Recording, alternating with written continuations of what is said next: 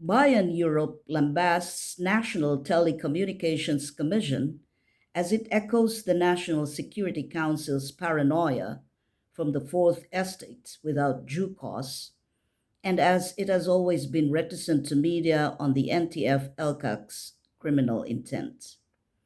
Esperon's tantrum against progressive media to unmask the erroneous armed state forces propaganda is made possible through NTC's gag order against 28 progressive online media platforms.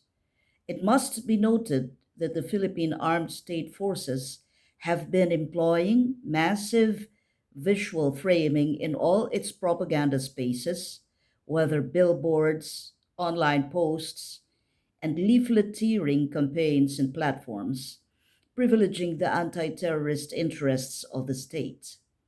However, these visual framing used by the PNP and the AFP only showcase conflicts between state actors against progressive critics, implicating the latter to terroristic acts devoid of evidence based sources and due process of law. State anti terror propaganda capitalize on fear mongering, sorrow, and violence with images that do not deal with the nuances and the details of the security issue being represented. The unexplainable Esperon tantrum of closing down 28 progressive online platforms adds on to the overwhelming monopoly of coercion in the Philippine anti terror campaign, depriving the Fourth Estate of its role in democratic dialogues and debates.